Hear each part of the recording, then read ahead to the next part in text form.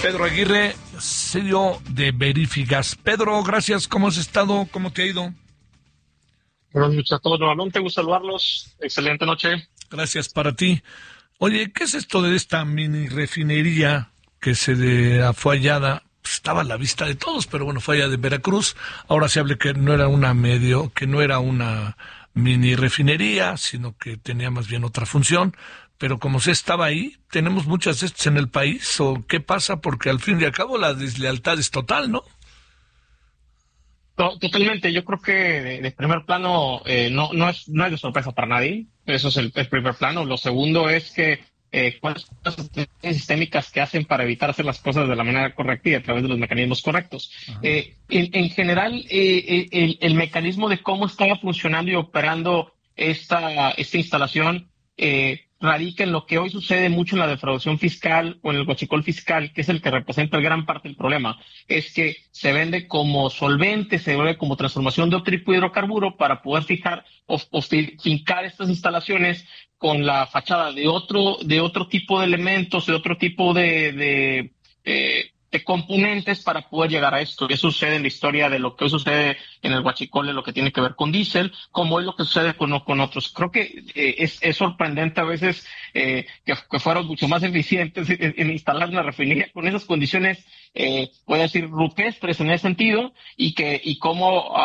puede llegar a generar otro siguiente nivel de madurez para poder hacer las cosas de manera incorrecta. Entonces eso es lo sorprendente. Creo que esto data y deja un precedente, que seguramente hay mucho más de estas, y habrá que ver cuáles son las estrategias del gobierno federal para empezar a atacar estos otros tipos de instalaciones. Y creo que también detona muchas otras cosas, Javier. Es todo lo que tenga que ser instalaciones industriales, con qué frecuencia se van a estar revisando esos puntos, inclusive como hoy sucede, por ejemplo, te voy a decir un caso de innovación tecnológica, como hoy sucede con el tema de la propiedad, el uso de suelo de propiedad, cuando detectan que hay construcciones que no tienen distribución. Así debería ser con la parte industrial para poder discernir y reducir este tipo de impactos, ¿no?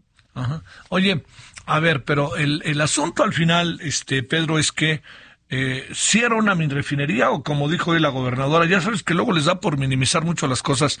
Exactamente qué es lo que pasaba en ese espacio en el estado de Veracruz, en ese inmueble.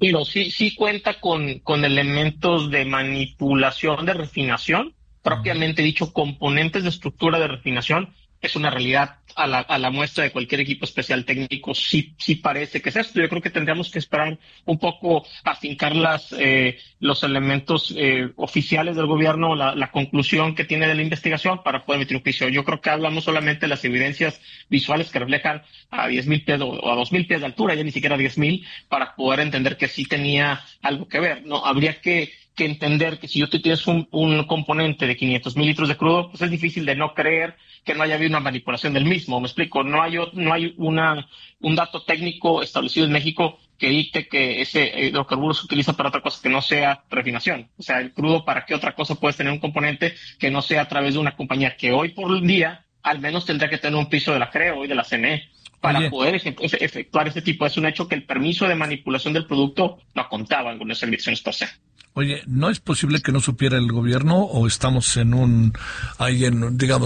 estaba tan escondido, pasabas por fuera y daba la impresión de que esto estaba iluminado? Hay tomas aéreas en donde parece una mini Dos Bocas, por decirlo de alguna manera, ¿no? Es un poco increíble porque estaba a pocos kilómetros de una carretera, como tal, como tú lo comentas.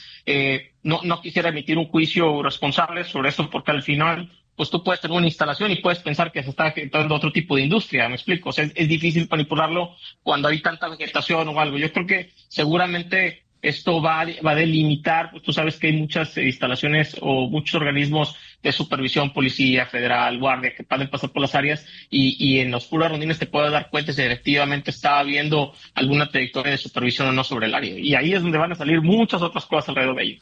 Oye, pero lo que dices, Pedro, es que no te sorprendería que hubiera mucho más de estas. La pregunta es, ¿Pemex tendría que estar revisando sistemáticamente lo que hay, o esto no está en su radar, o qué?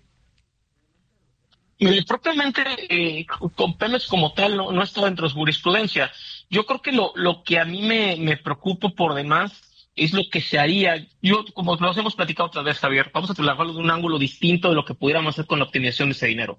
Solamente hoy en términos de fugas fiscales proyectadas, oficiales entre el 19 y el 24, es decir, los previos 5 años hacia atrás, estamos hablando de 75.700 millones de pesos. Solo en este primer trimestre, de enero a marzo, documentado, se generaron cerca de pérdidas estimadas oficiales sobre 5.400 millones de pesos.